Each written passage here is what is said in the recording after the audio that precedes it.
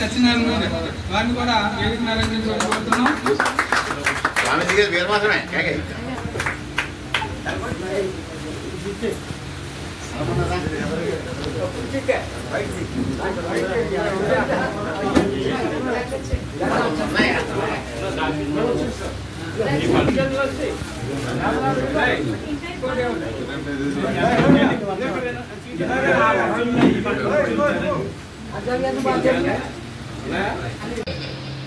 ఆ వాయిస్ మనకు బయటకు వెళ్ళాలంటే ఏదో కార్యక్రమం చేయాలి. మొన్న నేను మా అమ్మాయి పెళ్లి సందర్భంగా కొంచెం ఇబ్బంది ఆర్థిక ఇబ్బంది ఉంది. బ్యాంక్ ఇంటర్లో ఆధార్ కార్డు ఇవ్వమని ఇచ్చాను.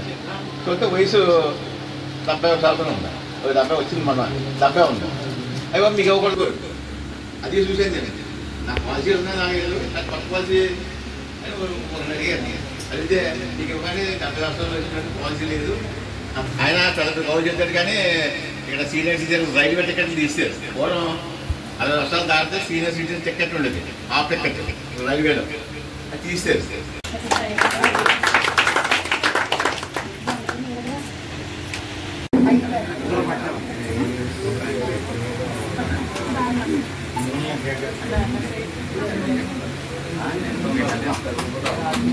ఇలా చూడండి ఒకసారి. ఓకే అండి.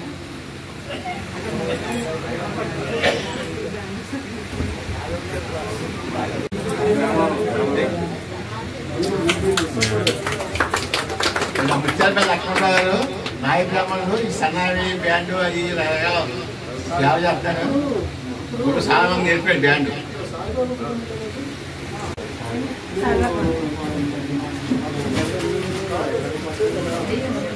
అంటే సైడ్ పట్టుకోండి.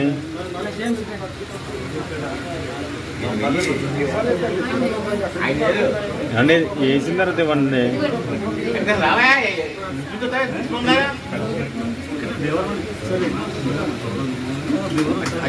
ఉంటాడు చాలాసార్లు చూసాను.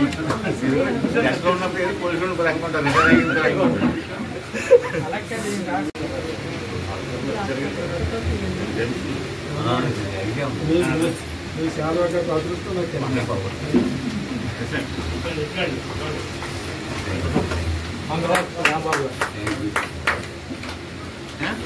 ఓకే.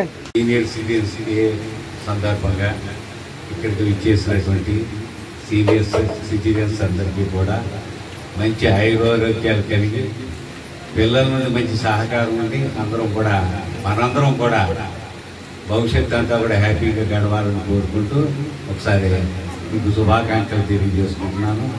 పోతే ఎక్కువగా చెప్పేది లేదు. మేడం దుర్గాప్రసాద్ గారు ఈ వింగ్లో బాగా దిట్ట. గత 30 ఏళ్ళ నుండి వారితో నాకు పరిచయం. నేను ముందుగా కన్జ్యూమర్ అసోసియేషన్లో మెంబరు. అప్పటి నుండి కూడా అంటే కన్జ్యూమర్గా ఉండవలసిన రైట్స్ ఏమిటి, వాటి గురించి కూడా చట్టపరంగా ఎటువంటి స్టెప్స్ తీసుకోవాలి బాగా అవగాహన ఉన్నటువంటి వ్యక్తి. అదేవిధంగా ఈ సీనియర్ సిటిజన్స్ కావాల్సినటువంటి సలహాలు సంప్రదింపులు అయితే బ్రహ్మాండంగా చెబుతారు వారు. వారిలో ఎవరైనా సమస్య ఉంటే వారిని సంప్రదించి తెలుసుకుంటే చాలా సులభమవుతుంది మనకి. ఏవైనా చిన్న చిన్న సమస్యలు ఉంటే లేకపోతే ఈ సందర్భంగా మనలాంటి వారికి మన సీనియర్ సిటిజన్స్ కొంతమందికి ప్రతిరోజు కూడా 2 పూట్ల భోజనం పెడుతున్నటువంటి మన తులసి రాంబాబు గారిని ఈ సందర్భంగా అభినందిస్తూ ఈ కార్యక్రమానికి సన్మానం చేసినటువంటి మా రామకృష్ణ గారికి మీ అందరికీ ధన్యవాదాలు తెలియజేసుకుంటూ సెలవు తీసుకుంటున్నాను. Thank you. అలా ఉంచండి, అలా ఉంచండి.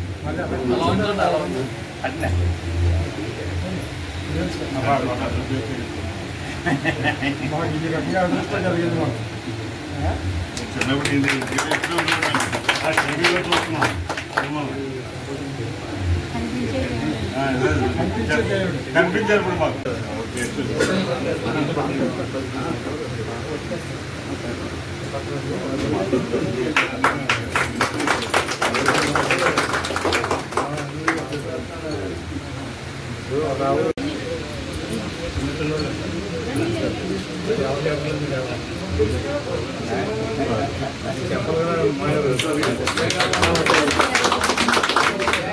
ఏమన్నా చూడాలేనా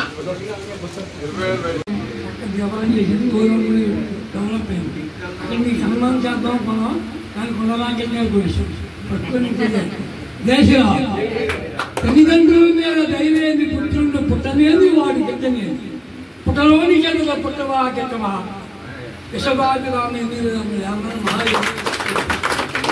అలాంటిది నాకు చిన్నప్పుడు రామకృష్ణం వచ్చింది రామన్న రాముడు కోదండ రాముడు శ్రీరామచంద్రుడు వచ్చాడయ్య సీతమ్మ తల్లితో వచ్చాడయ్య మెహమూడు వానలు కురిసేనయ్యా బీదసాల బతుకులు మారేనయ్యా అని అదే డైలాగ్ ఎక్కువ చెప్పాలి ఇవాళ బీదసాలందరినీ దేవుళ్ళగా ఎట్లంటే ఆ రాముడు మళ్ళా దశరథ రాముడు అయిపోతాడు ప్రేమ ఎలాగంటే నాకు ఇదే జాబు నా తల్లిదండ్రులు బాగా చూశారు మా భార్య కూడా నాకేం జాబ్ ఏం చెప్పలేదు ఇది బ్యాంక్ సుబ్బారావు గారు ఠాకూర్ ప్రకాశం గారు ఆకాశవాణి గారు ఇలా పెద్ద పెద్దగా తిరిగి నేను బొడ్డప్పుడు అప్పుడు ఆ వ్యక్తి అన్నీ ఇవాళ రోజు నగర సంఖ్య 50 సంవత్సరాల నుంచి ఒక్కనాడు కూడా 50% సంపాదించారు నాకు సంపాదన లేదు ఖర్చు లేదు ఏమి లేదు ఏంటంటే జాసిలో ఆ గుండె రామకృష్ణ గారు కూడా పోయినాం ఎలా ఉండండి అలా ఉండండి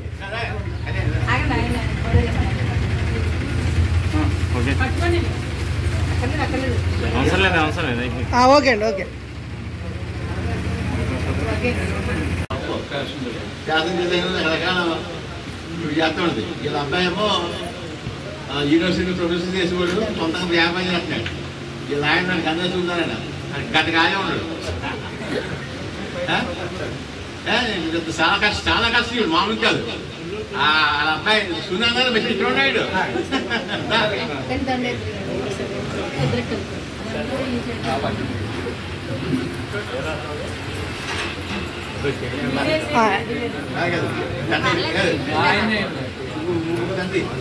ఇలా చూడండి ఒకసారి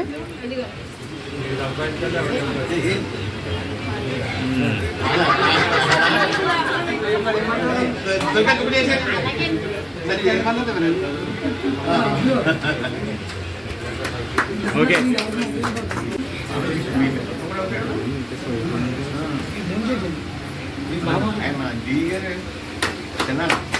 ఇలా చూడండి ఒకసారి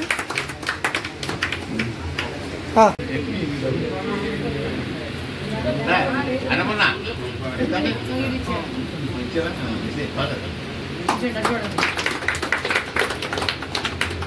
ఓకే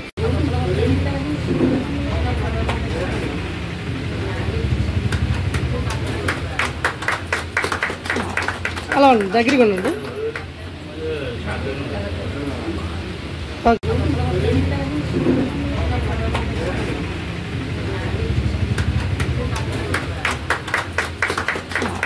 అలా ఉండండి దగ్గరికి ఉండండి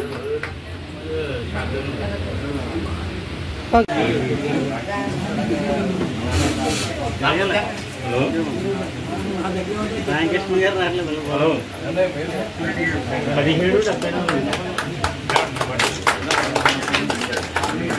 ఎంత పడుతుంది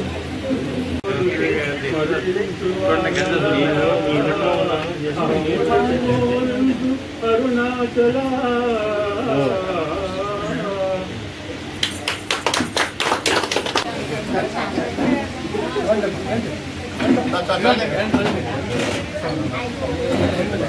గురుగారు సైడ్కి ఉన్నారు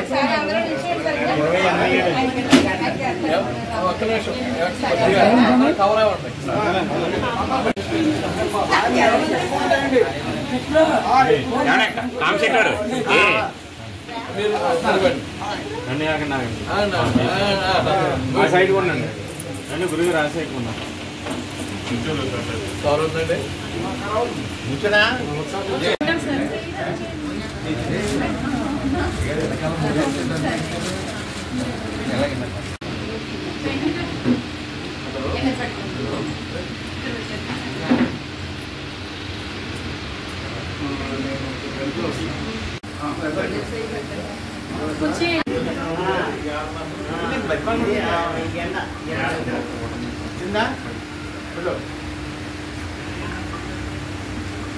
భయంకరంగా అనమాట.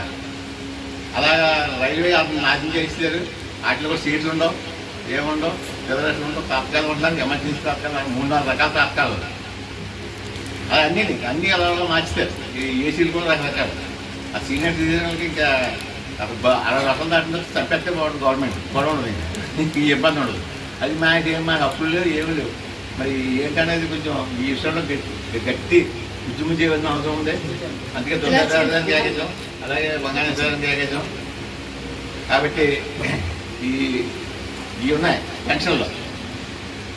అది మేము చిన్నప్పటి నుంచి వస్తున్నాం పెన్షన్లో. ఎవరైనా చచ్చిపోతే ఒకరు ఇచ్చేవాడు పెన్షన్. ఎవరు చచ్చిపోతాడని పాపం జనం చూసేవాడు. ఇలాగా రాజశేఖర రెడ్డి దగ్గర మొత్తం అందరికీ పెన్షన్ అందరికీ వెళ్ళాలి అని ఇవ్వడం జరిగింది. వాటిలో కొంతమంది ఏం చేశారు, వయసు తగ్గించేసుకున్నారు. 50 ఉంటాడేమో 40, 60 ఉంటేనేమో 50 అలాగే వేసుకున్నారు. ఆ పెన్షన్ వచ్చేదానికి వయసు లేదు ఆధార్ కార్డులో. దాంతో అది ఒక ఇబ్బంది అయింది. కాబట్టి ఇటువంటి ఉంటాయి. ఇవన్నీ మనకి చేయవలసిన ఒక వేదిక కావాలి. దానికి మీ అలా నిత్యం చేసింది పిల్లల కోసం ఏదోటి. కాబట్టి ఈ సీనియర్ సిటిజన్స్ కానీ అప్పుల్ని ఇది మన దుర్గారాజు గారు చెబుతారు. ఇప్పుడు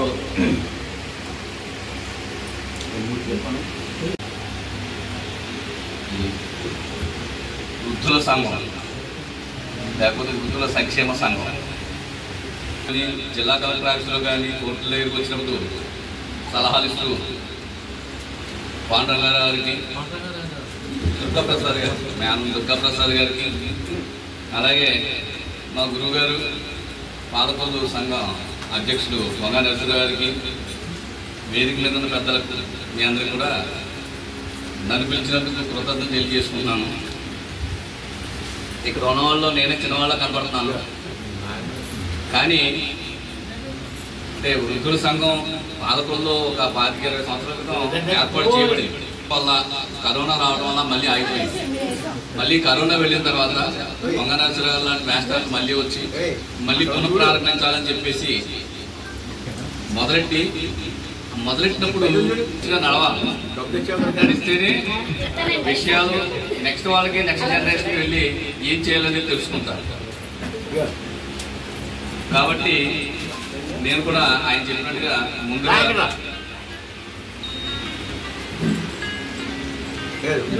చిన్న సైన్స్ బాధ్యతలు తీసుకుని తర్వాత పాలకొల్లు సంఘానికి సెక్రటరీగా బాధ్యతలు 2 సంవత్సరాలు తీసుకుని సంఘపరంగా అంటే మీరు సీనియర్ సిటిజన్ కమిటీ మెంబర్స్గా ఇంతవరకు లేరు కాబట్టి చెప్తున్నాను. ఏం చేస్తారు ఈ సంఘంలో? మామూలుగా ఎవరు ఏం చేయండి. సంఘంగా వచ్చినప్పుడు అందరం కలిసి చేస్తేనే సంఘం ఏదైనా చేయగలుగుతుంది. అంతే తప్ప మీరు కానీ నేను కానీ ఒక్కరు కూర్చొని చేసేది కాదు. కేవలం నాయకులు మాత్రం కూడా చేసేది కాదు. ఎందుకంటే సమస్యలు రకరకాల సమస్యలు వృద్ధులకు. ఒకటి వయసు రీత్యా వచ్చిన సమస్య, 2 ఆర్థిక పరంగా వచ్చే సమస్య, 3 మన కుటుంబంలో ఉన్న సభ్యులతో కానీ పిల్లలతో కానీ వచ్చే సమస్య. అలాగే సంఘపరంగా చెప్పారు బ్యాంకులోకి వెళ్తే లోన్లు ఇవ్వరు అలాంటి సమస్యలు, లేకపోతే ఆర్టీసీ కానీ రైల్వే కానీ వాటిలో ఉండే సమస్యలు, అవన్నీ కూడా ప్రతిదీ మీ అందరికీ ఇందులో ఇక్కడ ఉన్న వాళ్ళందరూ కూడా చాలా పెద్దవాళ్ళు. ఏది కూడా కలిగే వాళ్ళని నాయకత్వంలో తీసుకుని మీరు చక్కగా ఈ కమిటీని అభివృద్ధి చేసుకుంటూ ఇంకా మరింత వృద్ధులకు సేవ చేయడానికి. వృద్ధులకు సేవ చేయడం అంటే మేము చాలా మా వృద్ధులకు సేవ చేయాలంటే అందరికీ ఏం చేయలేమండి. కొంతమందికైనా చేయగలిగితే చాలు. సాధారణంగా మాస్టర్ ఖచ్చితంగా ఒక 50 మంది 100 మంది ఉన్న స్టూడెంట్స్కి పాఠాలు చెప్తారు. అందులో 4-5 ఫస్ట్ క్లాస్ వస్తాయి, మిగతా వాళ్ళకి రావు. అలాగని మాస్టర్ పాఠాలు చెప్పలేదంట, మిగతా వాళ్ళకి రాలేదు. కాబట్టి దాన్ని అర్థం చేసుకుని దాన్ని ఉపయోగించుకునే వాళ్ళకి మంచి మార్కులు వస్తాయి. దాన్ని ఉపయోగించుకున్న లేదు ఎందుకు ఎలాగే చెప్తారు మాస్టర్ మనకి అనుకున్న వాళ్ళు ఫెయిల్ అవుతాం. అలాగే మనం కూడా మన సమస్యల్ని తీసుకురావాలి.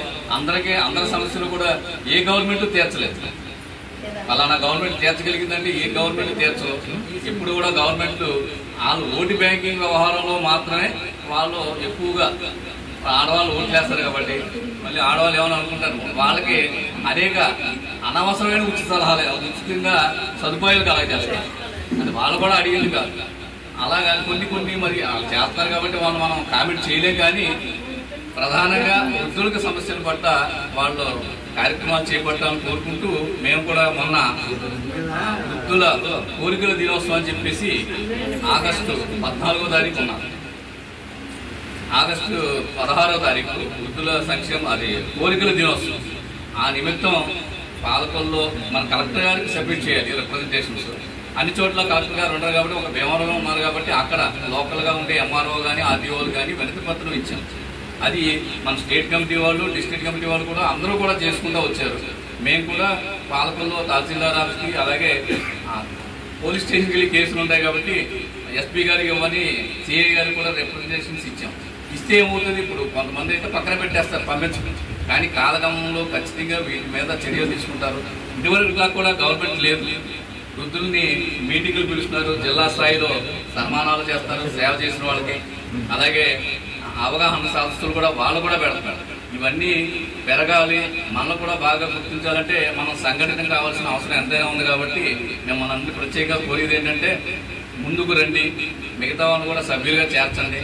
ఒక కమిటీ ఇంతమంది సభ్యులు ఉన్నారు అని చెప్పేసి అంటే ఖచ్చితంగా ఎంఆర్ ఆఫీసులో కానీ గవర్నమెంట్ ఆఫీసులు కానీ ప్రభుత్వం కానీ ఖచ్చితంగా దిగి వస్తుంది.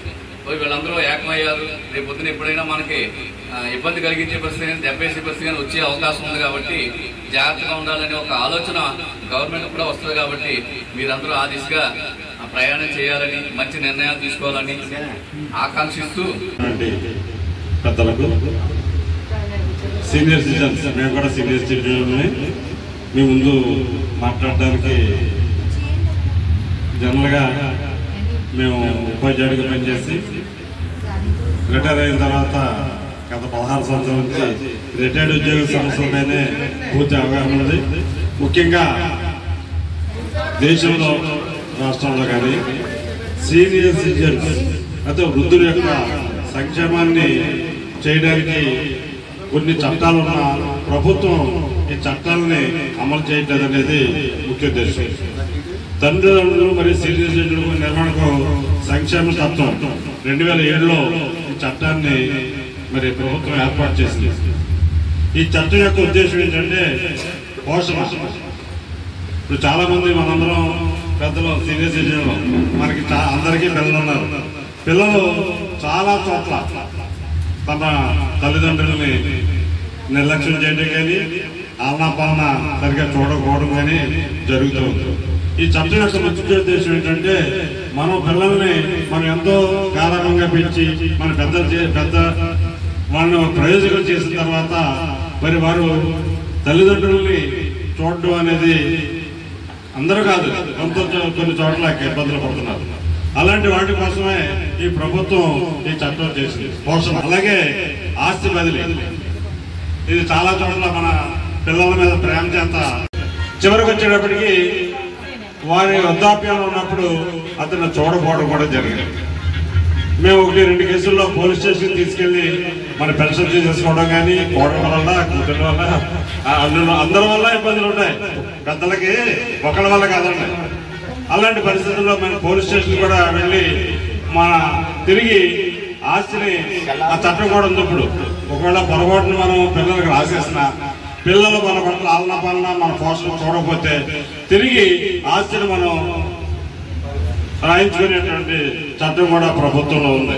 ఈ రకమైనటువంటి ఆస్తి బదిలీ అలాగే ఇది నిర్వహించడానికి ప్రతి జిల్లాలోనూ నిర్వహణ ట్రిబ్యునల్ ఉంది. ఈ ట్రిబ్యునల్ గురించి మనం ఏం పట్టించుకోం, కానీ మనం సంఘటితంగా ఉండి మనం అంటే మాకు కూడా 75 సంవత్సరాలు సీనియర్ సిటిజన్స్ అని చేత ఈ నిర్వహణ ట్రిబ్యునల్ని మనం బలోపేతం చేయడానికి ప్రభుత్వం మీద కలెక్టర్ మన జిల్లాలో కలెక్టర్ గారి ద్వారా ఈ ట్రిబ్యునల్ని జరిగించేటటువంటి బాధ్యత చూడవలసిన బాధ్యత కూడా మన మీద ఉంది. అలాగే మనకి ఇబ్బందులు కలిగినట్టయితే పోలీస్ స్టేషన్కి వెళ్తే పోలీస్ స్టేషన్లో మనకి సంరక్షణగా కల్పించడమే కాకుండా దీని చట్టపరమైనటువంటి చర్యలు తీసుకునే అధికారం కూడా ఉంది. అదే జరగలేదు, మేము ఒప్పుకుంటున్నాం. అంటే మన హక్కుల గురించి చెప్తున్నాం, మనకు ఉన్నటువంటి సదుపాయాల గురించి చెప్తున్నాం తప్ప అమలు జరుగుతుందా లేదా అనేది మన యొక్క సంఘటితంగా ఉండి తప్పకుండా మనం వెళ్ళినట్లయితే పోలీస్ స్టేషన్లో జరగకపోతే పై పోలీస్ స్టేషన్లో జరగకపోవచ్చు. ఎస్పీ దగ్గరకో డిఎస్పీ దగ్గరకో ఎక్కడికో వెళ్ళి మన రక్షణ కూడా చూసుకోవాల్సిన బాధ్యత మన ప్రభుత్వం మీద ఉంది. ఆ బాధ్యతల్ని గుర్తు చేసే అధికారం మనకి ఉందనేది మాత్రమే తెలియజేస్తున్నాం. ఇక్కడ పెద్దలు మరి నరసింహరావు గారు నాకు చిరకాల మిత్రులు, అనుకోకుండా మరి దుర్గా ప్రసాద్ గారు మేము కూడా ఎన్నో ప్రభుత్వ కార్యక్రమంలో పాల్గొన్నటువంటి పరిస్థితి. ఇంత సమావేశం జరుగుతుందని నేను ఊహించలేదు. మా మిత్రుడు ఆంజనేయులు గారు అన్నా నువ్వు రావాలి అంటే నేను అడవిడిగా వచ్చాను. ఈరోజు కలెక్టర్ ఆఫీస్లో మీటింగ్ ఉంది 12 గంటలకి, మేము వెళ్ళాలి. అయితే ఏంటంటే ఇప్పుడు ఉన్నటువంటి పరిస్థితుల్లో మనకు ఉన్నటువంటి అనేక రాయితీలని కేంద్ర ప్రభుత్వం కానీ రాష్ట్ర ప్రభుత్వం కానీ పూర్తిగా తీసేసింది. గతంలో మరి రైల్వే మన మిత్రులు చెప్పుకుంటారు ఇప్పటి వరకు రైల్వేలో మరి సీనియర్ సిటిజన్లకి ప్రత్యేకమైన కోటా ఉండేది, అలాగే రిబేట్ కూడా ఉండేది. ఆ రిబేట్ ని ప్రభుత్వం కేంద్ర ప్రభుత్వం ఎత్తేసింది. ఎప్పుడు ఎత్తేసింది? మన కరోనా టైంలో. తిరిగి ప్రభుత్వానికి ఎంత ఆదాయం వచ్చినా, రైల్వేలు పూర్తిగా ఆదాయం ఎక్కువగానే ఉంది, ఎంత ఆదాయం వచ్చినా మరి అది పునరుద్ధరించడం అనేది జరగట్లేదు. ఎన్నో సంఘాలు అడుగుతున్నాయి, అడిగినా సరే ప్రభుత్వం ఆలనా పాలన మరి పట్టించుకోవడం లేదు. సీనియర్ సిటిజన్లకు ఉన్నటువంటి హక్కుల్ని సాధించేదానికి మనం ప్రభుత్వం దృష్టికి తీసుకెళ్లేదానికి ఈ సమావేశం ఏర్పాటు చేస్తారు. కాబట్టి భవిష్యత్తులో సీనియర్ సిటిజన్స్ చేసే ఏ కార్యక్రమానికైనా మేము తోడుగా మా రిటైర్డ్ ఉద్యోగుల సంఘం తరఫున, రిటైర్డ్ ఉద్యోగులు అంటే జీవితకాంతలో సీనియర్ సిటిజన్స్ ఈ విషయం పైన మన ప్రభుత్వానికి తెలియజేసే విషయంలో మనం సంఘటితంగా ఉండాలని ఇది కొత్తగా ఏర్పాటు చేశారు సార్.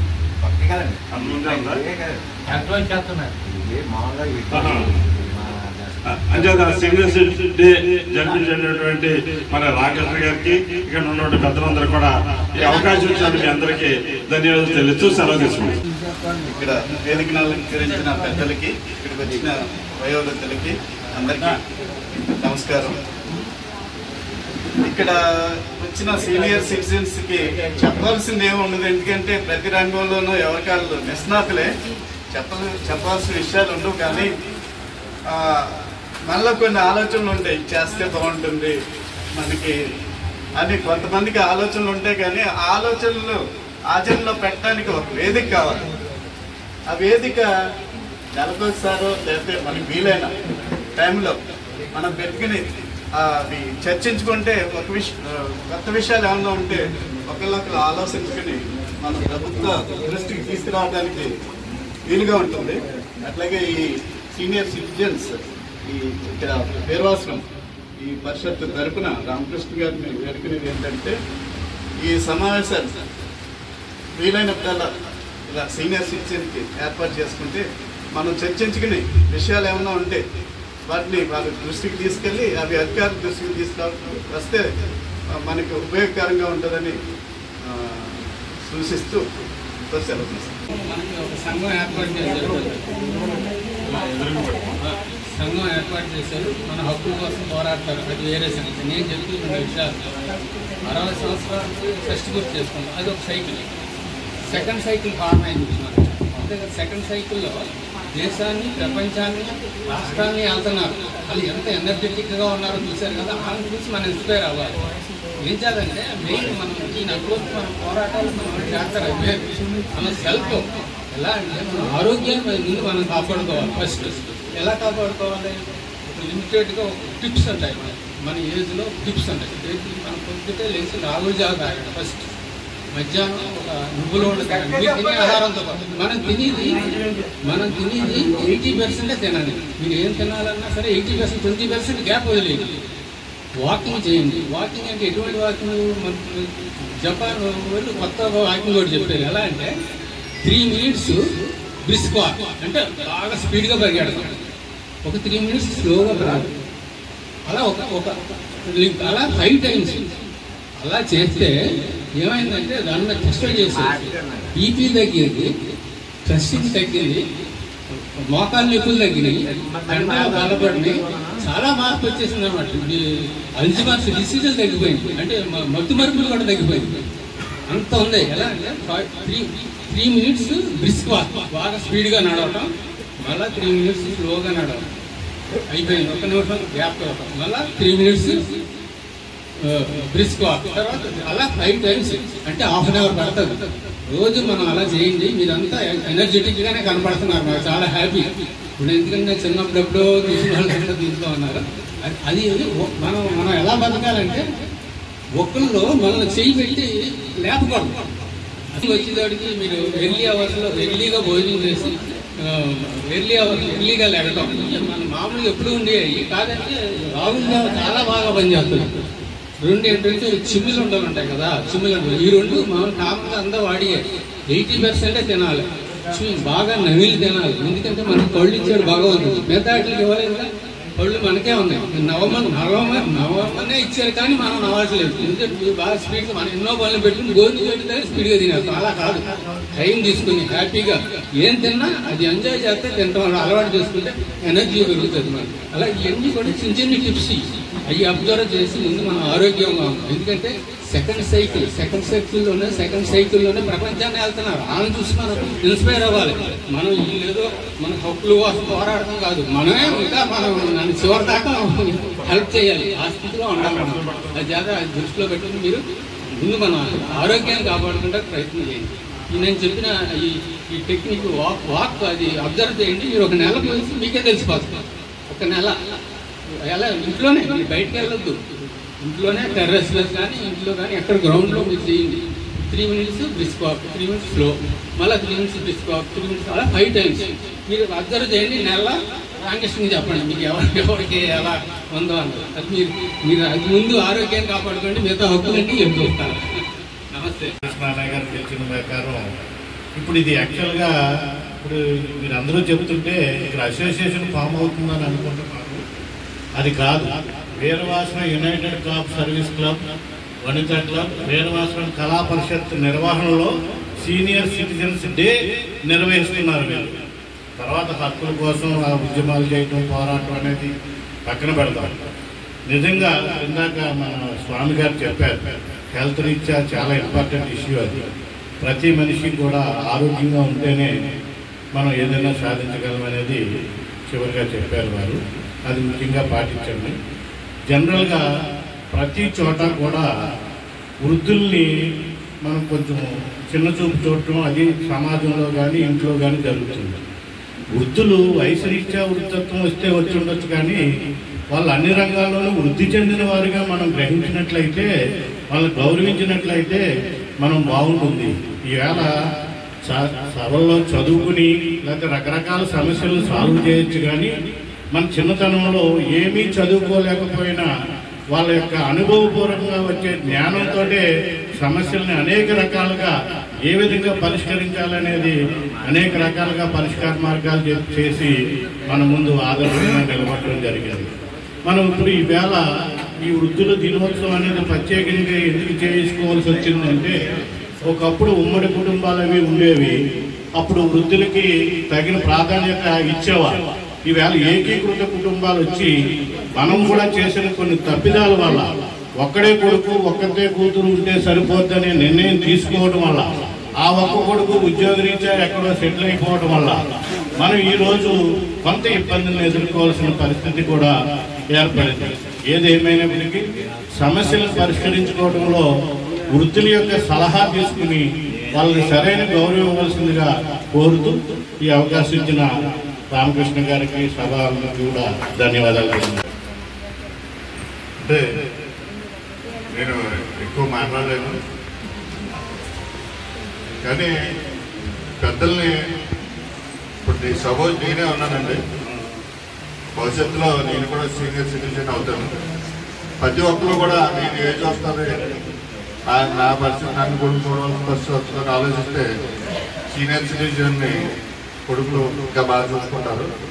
అది ఆ బుద్ధి జ్ఞానం కలిగించాలని పిల్లలకి కోరుకుంటూ తలపించుకుంటాం. నేటి మా వియ్యంకులు కాదు, ఈ నేటి సమావేశానికి అధ్యక్షత వహించినటువంటి మా వియ్యంకులు మా గుండా రామకృష్ణ గారు. వీరవాసన పేరు చెప్తే గుండా రామకృష్ణ లేదు, ఏ పని అవ్వదు. అల్లూరి సీతారామరాజు గారి కాదు, సారీ, చిలకమర్తి లక్ష్మీనరసింహ గారి విగ్రహం పెట్టాలన్నా, లేకపోతే చింతామణి నాటక రచయిత కాళకోటి నారాయణరావు గారి జయంతి జరపాలన్నా, కళా పరిషత్తు చేయాలన్నా, ఇక్కడ ఉండేటువంటి స్త్రీలకి అనేక కార్యక్రమాలు జరపాలన్నా ఏదైనా కేరా వెంకటేశ్వర మా రామకృష్ణ ఈ రోజున ఇంత సక్సెస్ఫుల్ గా జరుగుతుందంటే నేను ఎక్స్పెక్ట్ చేయలేదు. వృద్ధులు, ముసలాళ్ళు, పెద్దోళ్ళు ఎవరు వస్తారులే, ఏదో పేరు విలమన్నాను తప్పదు, బియ్యం గుడి కనుక మళ్ళీ అక్కడ నన్ను తిడతాడని ఉద్దేశంలో ఇక్కడికి వచ్చాను.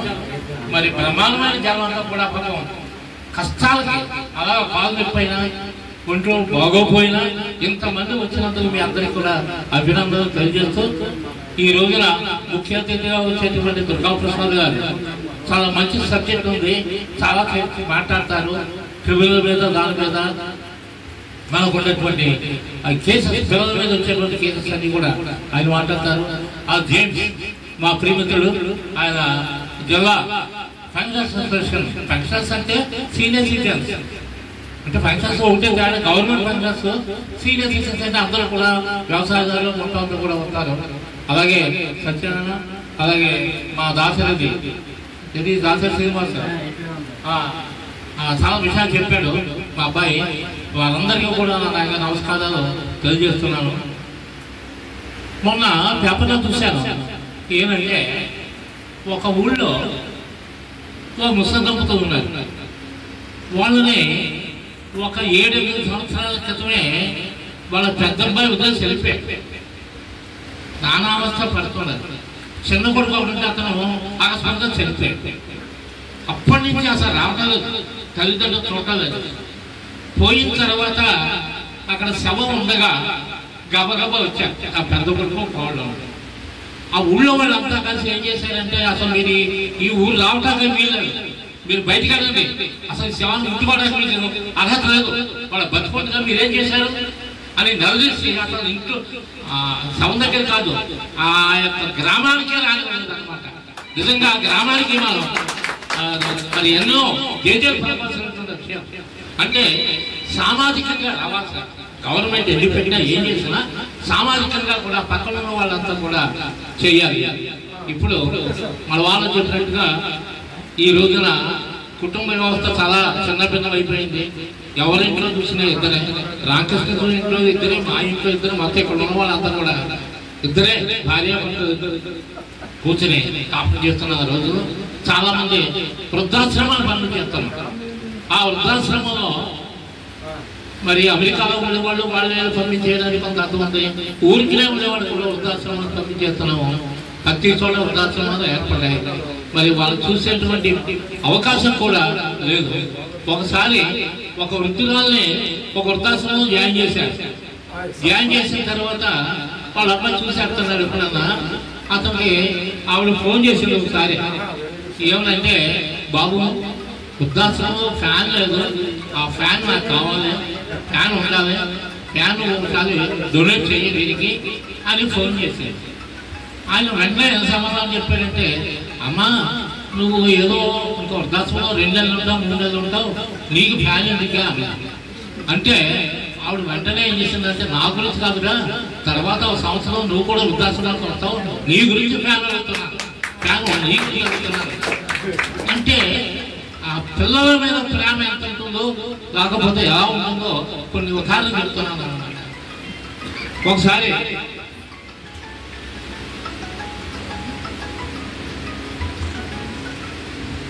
అలాగే ఒక చాలా పేదరికంలో ఉండేటువంటి ఒక ఆవిడ వాళ్ళ అబ్బాయిని చదివిస్తుంది. చిన్న పిల్లవాడిని తీసుకెళ్తుంది స్కూల్కి, రోజు కూడా చాలా పేదరికం తీసుకెళ్తూ ఉంటే ఆ కుర్రాడు రోజు ఏదో 5వ తరగతి 4వ తరగతి చదివితే ఒక రోజు వచ్చానంటే, అమ్మ నువ్వు మా స్కూల్కి రావద్దు, నన్ను తీసుకురావద్దు, నేను వెళ్ళిపోతాను అన్నా. ఎందుకు తీసుకురావద్దు అన్నాడంటే, తర్వాత నెమ్మదిగా కనుక్కుంటే ఏం తెలిసింది ఏంటంటే, ఎందుకురా నన్ను తీసుకురావద్దంటే, మా స్కూల్లో పిల్లలంతా కూడా నన్ను అవహేళన చేస్తున్నారు. ఏంటంటే, నువ్వు కన్ను లేదనమాట, అది నాకు షేప్ఫుల్గా ఉంది, ప్రతి వాళ్ళు కూడా మీ అమ్మ కన్ను లేదురా అంటున్నారు, అంచేత నువ్వు స్కూల్కి రాకపోతే ఇంకా బాగుంటుందేమో, నన్ను అవగాహన చేసేవాడు ఎవరు ఉన్నారు కదా అని అన్నాడు ఆ అబ్బాయి. సరే నీ కోరిక ప్రకారం నేను రాను అన్నది. తన కొన్ని సంవత్సరాలు జరిగిపోయినాడు. డిగ్రీ 10th అయింది, ఇంటర్మీడియట్ అయింది, డిగ్రీ అయింది. డిగ్రీ అయిన తర్వాత మరి అతను బొంబాయి నగరాన్ని వెళ్ళిపోయాడు. ఈ తల్లిని చూసేటువంటి ఇది కూడా దొరకలేదు, అతనికి అవకాశం కూడా దొరకలేదు, చూడలేదు, ఉదేశాడు. అసలు అంత గారాబంగా పెంచిన కొడుకును కూడా ఉదరిస్తే మొత్తం మీద ఆ బొంబాయిలో ఉండేటువంటి చోట అడ్రస్ కలుసుకుని వెళ్ళింది. వెళితే ఆ ఇంటికి వెళితే ఆడ మనవడు ఎవడో వచ్చి వెళ్ళి బయటికి వెళ్ళి భిక్షాటం వేసే లేదని. తర్వాత ఏమైందంటే ఆ కొడుకు వచ్చి చూశాడు. కొడుకు వచ్చి చూసినా దాన్ని ఒక అడుక్కునేదాగా చూశాడు, కానీ తన తల్లిగా చూడకపోతే చివరికి ఆవిడ రోడ్డు మీద వచ్చుంటే ఒక యాక్సిడెంట్లో చచ్చిపోయింది. అయితే ఆవిడ యొక్క దానిలో ఒక జేబులో అడ్రస్ ఉంది, దానిలో ఒక మ్యాటర్ రాసి ఉంది. ఏంటంటే నా కొడుకు, వాడికి అడ్రస్ చేస్తూ రాశాను. ఏంటంటే నాయన, నువ్వు పుట్టినప్పుడు నీకు కన్ను లేదు, నా కన్ను నీకు తీసి పెట్టాను, నా కన్ను నీకు పెట్టాను, నువ్వు కన్ను లేకపోతే అందుచేత నేను గుడిగానే కాదు, యాక్చువల్గా నీ గుడిలేనయ్యా అని రాసింది. తర్వాత చూసి అతను చాలా పశ్చాత్తాపడి చాలా బాధపడ్డాడు అన్నమాట. నా గురించి మా అమ్మ ఆ తన కన్ను తీసుకురా పెట్టింది అనేటువంటిది చాలా బాగా ఫీల్ అయ్యేది. తర్వాత అయిపోయిన తర్వాత నేను అనుకుంటే ఉపయోగపడుతుంది.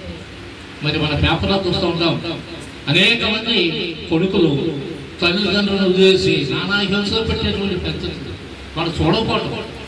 పెన్షన్ ఇచ్చే 4,000 రూపాయలు పెన్షన్ వస్తే దానిలో నాకు 2,000 ఇస్తావా లేదా, అదే 3,000 నాకు ఇస్తావా లేదా అని కొట్టి తిట్టి ఆ డబ్బు పట్టుకుపోయిన పరిస్థితులు కూడా మనం పేపర్లో చూస్తున్నాం. అటువంటి పరిస్థితుల్లో మరి కన్న తల్లిని మనం పెంచి పోషించిన తండ్రిని కూడా వదిలేసినటువంటి పరిస్థితులు ఉన్నాయి. మరి అటువంటి వాళ్ళందరినీ కూడా తగిన శిక్ష ఎలా వేయాలో ఏమో నేను కాదు చెప్తాం, మా దుర్గాప్రసాద్ గారు చెప్తారు ఆ వివరాలన్నీ కూడా. ఈ విధంగా మేము కూడా కొన్ని సేవా కార్యక్రమాలు చేస్తున్నాం. అంటే వయసు అయిపోయిన తర్వాత ఖాళీగా కూర్చోకుండా ఏంటంటే ఏదో సేవ మనం చూస్తూ ఉంటాం. కొంతమంది రాజకీయ కింద కూర్చొని వచ్చిన తర్వాత మా కోడలు అన్నం వండింది, అది బాగా మెత్తబడిపోయింది, లేకపోతే మా అబ్బాయి ఏమో సరిగ్గా తాగేసి వస్తున్నాడు, మా ఆవిడేమో సరిగ్గా నన్ను చూడలేదు ఈ వయసులో, ఇటువంటి కంపెనీ చెప్పుకుంటూ ఉంటారు కొంతమంది. వాళ్ళు కూర్చొని అలా కాకుండా ఒక సేవా కార్యక్రమాలు చేసుకుంటూ ఉంటే ఏదో మొక్కలు నాటడం, మనం అందరి కదా ఒక మొక్కలు నాటడం, మన వృద్ధులందరూ కలిసి, రాకపోతే లేని వాళ్ళకి ఏదైనా సహకారం చేద్దాం. మేము మన పాలకులలో ఒక 150 మందికి వర్షాకాలం గొడుగులు వచ్చి, అంటే వాళ్ళకి ఒక పేదవాళ్ళందరికీ గొడుగులు వచ్చాయి. 1 గంట రెడీగా ఉంటుంది సహకారం చేసి. ఈ విధంగా ఐ క్యాంప్ బోర్డు పెట్టాం. ఐ క్యాంప్ అంటే ఈ ఆపరేషన్, దానికి కావాల్సిన మందులు ఇచ్చాం. ఈ విధంగా కొన్ని సామాజికమైన కార్యక్రమాలు కూడా చేస్తుంటే మనం ఎలివేట్ అవుతుంది, మనకు కూడా మనసు సంతృప్తిగా ఉంటుందండి. ఎలాగైనా మనం మాత్రం చేసాం కదా, మన పేదవాళ్ళకి, మన ముసలి వాళ్ళకి ఈ రంగా చేశాం కదా అనేటువంటి వ్యవహారాలు మనకు ఒక రకమైనటువంటి సాటిస్ఫాక్షన్ ఉంటుంది. తర్వాత మరి ఇప్పుడు ఇంతవరకు కూడా 25% మనకి తీసేవాడు ఆర్టీసీలో. మరి లేడీస్ అయితే మరి ఇప్పుడు అందరికీ ఫ్రీ అయిపోయింది. ఎవరు అంటున్నారు, ఎవరు అన్నారు ఇందాక పురుషులకి కేటాయించబడ్డా ఈ సీట్లు, ఆడవాళ్ళు కూర్చోడా వీలేదని పెట్టాలన్నాడు. అటువంటి పరిస్థితి ఈ రోజు వచ్చింది. మాకు మాత్రం కన్స్ట్రక్షన్ ఉందమ్మా, మీకు పూర్తి కన్స్ట్రక్షన్, 0 కన్స్ట్రక్షన్, మాకు పూర్తిగా కన్స్ట్రక్షన్. మరి అటువంటి పరిస్థితుల్లో ఇక్కడ ఈ మా రామకృష్ణ గారి ఆధ్వర్యంలో చాలా చక్కగా ఇంతమంది ఎలా వచ్చారంటే నేను చాలా హ్యాపీ ఫీల్ అయ్యాను. ఏం చేద్దంటే నేను వేరే భాషలు పాత కాపునే నాటక పరిస్థితులు అయినప్పుడు వస్తూ ఉంటాను, సామాజిక కార్యక్రమాలు అయినప్పుడు వస్తూ ఉంటాను, మోహన్ లాగా ఆ విగ్రహం పెట్టినప్పుడు వస్తాను, మరి చంద్రబాబు విగ్రహం పెట్టినప్పుడు వచ్చాను. ఈ రంగా ఎప్పుడూ రాని జనం, నేను నిర్మాణాలు చెప్తున్నాను, ఎప్పుడు రాని జనం అంతా కూడా ఈ రోజున ఇక్కడికి ఇచ్చేశారు. వారందరికీ కూడా ఈ సభ తరఫున, సీనియర్ సిటిజన్ తరఫున నా యొక్క నమస్కారాలు తెలియజేస్తూ సెలవు తీసుకుంటాను. వేదిక వచ్చిన అధ్యక్షత వహించిన గుండా రామకృష్ణ గారు, అలాగే మా గురుతులు వంగా నరసరావు గారు, తర్వాత ఒకటి స్వామి గారు, తర్వాత మిత్రులు సత్యనారాయణ గారు, అలాగే ఘాటాల జేమ్స్ గారు, ఇక్కడ ముఖ్యంగా తులసి రాంబాబు గారు, తర్వాత ఇక్కడికి వచ్చిన మన సహచర వయోవృద్ధులు మిత్రులు అందరికీ కూడా సభాముఖంగా నమస్కారాలు తెలియజేసుకుంటూ, ఇది వంగా నరసరావు గారు, తర్వాత ఆయన మిత్రులు తెలుసుకోవాల్సిన విషయం ఏంటంటే ఈ ఆగస్టు 21 అనేది మన కేంద్ర రాష్ట్ర ప్రభుత్వాలు పెద్దగా పట్టించుకొని ఇది దినోత్సవం వంటిది. మనం జనరల్గా జూన్ 15, ఆగస్టు 16, అక్టోబర్ 1 ఈ మూడింటినే మనం ఒక పండుగ వాతావరణంలో చేసుకోవటం, సన్మానాలను చేసుకోవటం, పెద్దలందరినీ గౌరవించుకోవడం జరుగుతూ ఉంటుంది. అయితే ఇది కూడా ఒక భాగమే. కాకపోతే ఏంటంటే ప్రభుత్వం ఆథరైజ్డ్గా దీన్ని తీసుకోలేదు. ఈ విషయం మొన్న రామకృష్ణ గారు కూడా దృష్టికి తీసుకెళ్దామని. కానీ వేళ సీనియర్ సిటిజన్ దినోత్సవమే, నో డౌట్. ఈ సందర్భంగా ఇక్కడ మరి ఇంతమంది జనం వస్తారని నేను ఊహించలేదు. ఎప్పుడు ఏ మీటింగ్లో కూడా ఇంతమంది జనం చూడలేదు నేను. కానీ ఇక్కడ చాలా ఆశ్చర్యకరంగా ఉంది. గుండా రామకృష్ణ గారు తలుచుకుంటే ఏదైనా సాధిస్తారు. రామకృష్ణ గారు అంటే అసలు అది వ్యక్తిగా ఉంటుంది. గుండా రామకృష్ణ గారు అంటేనే, నా పేరు మేళ దుర్గా ప్రసాద్ అంటేనే, అలాగే తులసి రాంబాబు గారు అంటేనే, అలా ఇంటి పేరుతో మనం ఎప్పుడు కూడా పిలుచుకుంటేనే ఆ గౌరవం ఇంటి పేరుకి వస్తుంది, మన పేరుకి వస్తుంది అనేది పెద్దలు చెప్తూ ఉంటారండి. సరే, ఇంక విషయానికి వస్తే ఇక్కడ ఈ రోజున యాక్చువల్గా అయితే వారం రోజులు పెట్టి చెప్తున్నారు మన గుండా రామకృష్ణ గారు. తర్వాత వేళ కలెక్టరేట్లో కూడా సేమ్ ప్రోగ్రాం పెట్టారు, ఓరియంటేషన్ ప్రోగ్రాం పెట్టి రమ్మన్నారు. అయితే నేను సాయంత్రం చెప్పడం జరిగింది. అయితే ఈయన గుండా రామకృష్ణ గారి సంగతి అందరికీ తెలుసు కదా. ఆయన మాట ఇచ్చిన తర్వాత మళ్ళీ మనం మాట తప్పడం అనేది ఇంపాసిబుల్ అండి. అంచేత ఆ ప్రోగ్రాం క్యాన్సిల్ చేసుకున్నాను నేను. అయితే పొద్దున కూడా మళ్ళీ చేసే కారణం ఏంటంటే ఆ ఇన్స్ట్రక్టర్ చెప్పి, ఇన్స్ట్రక్టర్కి యాక్ట్ మీద చెప్పి ఇన్స్ట్రక్టర్ యాక్సిడెంట్ అయిందంటే రైలు నుంచి వస్తుంది. దాని మీద యాక్ట్ మీద తెలిసిన వ్యక్తి మీరే కదా తప్పకుండా రావాలి, ఏ విధంగా రావాలన్నారు. కానీ మరి ఇక్కడ గుండా రామకృష్ణ గారిని దాటించుకున్నాను వెళ్ళి ధైర్యం ఎవరికి లేదు ఇక్కడ. సరే, అది కూడా అయిపోయింది. ఇంకపోతే మన యాక్ట్ విషయానికి వచ్చేటప్పటికి 2007లో ముందు మారుతున్న కాలమాన పరిస్థితులను బట్టి మన తల్లిదండ్రుల్లో అయితే, మరి పుట్టిన బిడ్డల్లో అయితే వచ్చేసి మనమే ఇష్టంగా అమెరికా వెళ్ళాలి, మా అమ్మాయి అమెరికా వెళ్ళాలి, లేకపోతే లండన్ వెళ్ళాలి, జపాన్ వెళ్ళాలి అని చెప్పేసి ఉన్న ఒకరిద్దరు పిల్లల్ని కూడా బాగా చదివించి ఎంకరేజ్ చేసిన వాళ్ళు మనమే. తర్వాత అక్కడికి వెళ్ళి అక్కడ పరిస్థితులకి అక్కడ సెటిల్ అయిపోయిన తర్వాత కూడా మళ్ళీ తల్లిదండ్రులు నా కొడుకు సరిగ్గా చూసుకోవట్లేదు, అక్కడికి వెళ్ళి డబ్బులు పంపుతున్నాడు, కనీసం సంవత్సరం కన్నా రావటం లేదు అని బాధపడేది మనమే. అలాగే మన తల్లిదండ్రులు మనం బాగానే చూసుకున్నాం. కానీ మన పిల్లల వాడికి వచ్చేటప్పటికీ కొన్ని మారుతున్న సామాజిక పరిస్థితులు, తర్వాత పెంచిన వాతావరణం కూడా ఇందులో ప్రభావితం చేస్తూ కేవలం డబ్బే ప్రధానంగా తల్లిదండ్రుల ఆదాయ వనరులుగానే చూస్తున్నారు తప్ప మా బిడ్డలు ఎటువంటి వాళ్ళు, మా కనిపించిన తల్లిదండ్రులు కూడా అటువంటి వాళ్ళనే దృక్పథం నుంచి పక్కకి వెళ్ళిపోతున్నారు. ఇంటి దగ్గర ఉన్న తల్లిదండ్రులతో ఉన్నా, వేరుపాటుగా ఉన్నా, లేకపోతే ఎక్కడ దేశంలో ఎక్కడో చోట ఏ రాష్ట్రంలో చేస్తున్నా, లేకపోతే విదేశాల్లో చేస్తున్నా, ఇంచుమించుగా అందరి దృక్పథం కూడా తల్లిదండ్రులు అంటే పనికిరాని వస్తువు కిందే చూస్తున్నారు. తల్లిదండ్రుల్ని చూసుకోవటానికి మాత్రం కనీసం ఇప్పుడు మెతుకులు పెట్టలేని దౌర్భాగ్య పరిస్థితుల్లో చాలా మంది చెప్పుకుని, కొంతమంది చెప్పక, కొంతమంది మౌనంగా నిశ్శబ్దాన్ని భరిస్తున్నారు. చాలా కొంతమంది కూడా వేళ హక్కులని కల్పించడే అంటే 2007లో ఈ ప్రభుత్వం గుర్తించి వాళ్ళకి హక్కులు కల్పించినాయి అంటే పరిస్థితిలో కేంద్ర ప్రభుత్వం వయోవృద్ధుల రక్షణ పోషణ చట్టాన్ని ఏర్పాటు చేసింది. దాని ప్రకారం ప్రతి రాష్ట్రం కూడా 2011లో మన ఆంధ్రప్రదేశ్ ఉమ్మడి ఆంధ్రప్రదేశ్ రాష్ట్రం 2011లో ఒక నియమావళిని కూడా తీసుకొచ్చింది. దాని ప్రకారం ఏంటంటే ప్రతి డివిజన్ స్థాయిలో సబ్ కలెక్టర్ కానీ ఆర్డీఓ కానీ ఉంటారండి. వాళ్ళ ఆధ్వర్యంలో ఒక ట్రిబ్యునల్ కోర్టుని ఏర్పాటు చేయమని ప్రభుత్వం ఆదేశించింది. ఆ ఆదేశించిన ప్రకారం ట్రిబ్యునల్ చైర్మన్గా సబ్ కలెక్టర్ కానీ ఆర్డీఓ కానీ చైర్మన్గా ఉంటూ అందులో ఇలా సోషల్ యాక్టివిస్టులు మళ్ళా సోషల్ యాక్టివిస్టులు లాంటి వాళ్ళు కొంతమందిని అందులో కన్సల్టేషన్ ఆఫీసర్లుగా కానీ ట్రిబ్యునల్ మెంబర్స్గా కానీ తీసుకోవడం జరుగుతుంది. దీని ప్రకారం ఎవరైనా బాధితులు ఎవరైనా ఉంటే తల్లిదండ్రుల నుంచి కొడుకుల నుంచి బాధితులు ఎవరైనా ఉంటే బిడ్డల నుంచి ఆ బాధితులు ఎవరైనా ఉంటే వాళ్ళు ఈ ట్రిబ్యునల్లో ఒక స్లిప్ ఒక కాగితం మీద రాసుకునండి నా బాధలేంటి నాకు కావాల్సింది ఏంటి అని సింపుల్గా రాసుకుని ఆర్డీఓ గారికి కానీ కలెక్టర్ గారికి కానీ ప్రతి సోమవారం పీజీఆర్ఎస్లో కానీ లేదంటే ఇతర రోజుల్లో కానీ పట్టుకెళ్ళి ఇస్తే అది పరిగణలో తీసుకుని 15 రోజుల లోపల వాళ్ళని వాళ్ళ సంబంధి ఎవరైతే బాధితులు మీరు పెట్టుకున్నారా? పెట్టారు 2 సార్లు వెళ్ళండి, 3 సార్లు. ఎప్పుడు పెట్టారు? 2017 అలాంటారు. ఎంఆర్ఓ కేసు ఇచ్చినాం. గవర్నమెంట్ అంటే ఇక్కడ మనం ఇక్కడ ఎలా అంటే అండి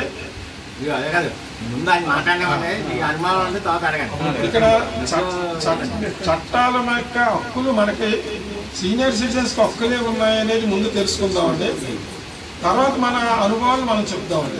అయ్యా ఈ హక్కులు అనేవి ఈ ఎప్పుడైతే స్లిప్పులు చెప్పించి మనం ఒక అప్లికేషన్ ఫారం ఇచ్చి వాళ్ళు మనకి వెళ్తే 15 రోజుల్లో వాళ్ళు ఖచ్చితంగా పిలవాలి. అలాగా సంబంధించిన డివిజన్ పంపుతారండి. ఆ చంట ఏరియా ఉందనుకోండి, ఇప్పుడు నర్సాపురం అవుతాయి. ఇప్పుడు మీరు మనం చెప్పుకున్న ఈ ఏరియా అంతా కూడా భీమవరం అవుతాయండి. అలాగే తాడేపల్లిగూడెం తణుకు ఏరియాలో తాడేపల్లిగూడెం అవుతాయి. 3 డివిజన్లు. ఈ 3 డివిజన్లలో విచారణ చేస్తారు. విచారణ చేసిన దాంట్లో 90 రోజుల్లో ఇది విచారణ చేయకపోతే ఎక్సెప్షన్ ఇంకో 30 రోజులు తీసుకోవచ్చు. విచారణ చేసిన తర్వాత వాళ్ళకి తీర్పులు ఇస్తారండి.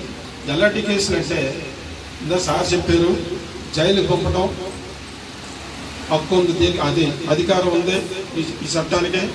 అలాగే ఇక్కడ ఒక విషయం చెప్తున్నాను, ఆస్తిని మళ్ళీ బిడ్డలకు రాసిన ఆస్తిని మళ్ళీ తిరిగి మనకి తనకు బదలాయించమనే హక్కు కూడా ఈ సీనియర్ సిటిజన్స్ ఉంది. అయితే ఇక్కడ చాలా ఇంపార్టెంట్ అయిన విషయం ఏంటంటే మామూలుగా అందరూ కూడా పేపర్లో అయితే లేదా మీడియాలో అయితే హక్కు రాసేస్తున్నారు, మీకు తిరిగి రాసేస్తున్నారు అని అంటుందంటే వాళ్ళ కేసులు అన్నీ కూడా అయ్యే వస్తున్నాయి. కానీ ఇక్కడ సెక్షన్ 23 ప్రకారం, ఇక్కడ సెక్షన్ చెప్పక్కర్లేదు కానీ సెక్షన్ 23 ప్రకారం కండిషన్ డాక్యుమెంట్ అంటే నన్ను నా బిడ్డలు సరిగ్గా చూడలేని పరిస్థితుల్లో మళ్ళీ తిరిగి ఈ ఆస్తిని మళ్ళీ నేను పొందే హక్కు కలిగి ఉన్నానని ఒక మాట ఆ డాక్యుమెంట్లో రాయగలిగితే ఇది పూర్తిగా వాళ్ళ హక్కుదారులు అవుతారు. ఏమంటే అలా కాకుండా మనం అప్పుడు ఇష్టం మీద రాసేస్తాం, ఏ రకంగా రాసేస్తాం. రాసిన తర్వాత మళ్ళీ వాళ్ళతో మనం వివాదాలు వచ్చేటప్పటికీ మళ్ళీ మనం వ్యతిరేకిస్తాం. కానీ 498A అని మహిళలకి చక్కటి అప్పుడే చట్టం తీసుకొచ్చారు. అది రాను వరకట్ట నిషేధ చట్టం అది రాను ఏమైందంటే బలహీనం అయిపోయింది. కారణం ఏంటంటే మిస్యూజ్ చేసడం జరిగింది. ఆ మిస్యూజ్ చేస్తే ఎక్కడో ఫారెన్లో ఉన్న అల్లుడిని, ఫారెన్లో ఉన్న కోడలు కూతుర్ని లేదా తండ్రిని వీళ్ళందరినీ కూడా తీసుకొచ్చి కట్టగట్టి జైల్లో పాడేసిన పరిస్థితుల నుంచి వేళ విచారణ చేసి అరెస్ట్ చేయొద్దనే పరిస్థితికి వచ్చింది. అలాగే ఈ పవర్ఫుల్ అయిన ఈ 2007 వయోవృద్ధుల రక్షణ పోషణ చట్టం కూడా చాలామంది తల్లిదండ్రులు కానీ వయోవృద్ధులు కానీ వాళ్ళ బిడ్డల ప్రలోభాలకు లోబడి మిస్యూజ్ చేస్తున్నారు. దాంట్లో ఏమైందంటే నీడీ పర్సన్స్ దెబ్బతింటున్నారు. ఆ నీడీ పర్సన్స్ దెబ్బతింటే నిజంగా ఆహారం కావాల్సిన వాళ్ళు, నిజంగా ఇల్లు కావాల్సిన వాళ్ళు మిస్యూజ్ అవుతారు. చాలా మంది ఏంటంటే ఆస్తులకు సంబంధించిన వాళ్ళే, వేళ 2 కొడుకులు ఉన్నారండి, ఒక కొడుకు మీద ఇష్టం ఉండి, ఉదాహరణ చెప్తున్నాను, ఒక కొడుకు మీద ఇష్టం ఉండి చాలా ఆస్తి పెద్ద కొడుకు రాసేసి చిన్న కొడుకు రాయినప్పుడు అప్పుడు చిన్న కొడుకు జ్ఞానోదయం అవుతుంది. ఆ జ్ఞానోదయం సందర్భంలో మళ్ళీ తండ్రుల్ని చారదీస్తారు. నాన్న నీకు అదిష్టం, నీకు ఇదిష్టం, ఇలాగా అలాగని చెప్పి 4 మంచి మాటలు చెప్పినప్పుడు ఏ తల్లిదండ్రులైనా సరే కొడుకులు కూతుళ్ళు ప్రలోభాలకే పడనోళ్ళంటూ ఎవరూ ఉండరు. 4 రోజులు మంచిగా మాట్లాడితే సరిపోతుంది, మళ్ళీ ఆ ప్రలోభాలకు లోనవుతారు. అలా లోనైన సందర్భంలో ఆ ఏదైతే లబ్ధి పొందని కొడుకుంటాడో అతను తీసుకొచ్చి మళ్ళీ పిటిషన్ ఇచ్చి ఆస్తి నాకు రద్దు చేయండి అని చెప్పడం జరుగుతుంది. ఇప్పుడు వచ్చే కేసులన్నీ కూడా ఆ విధంగానే జరుగుతున్నాయి.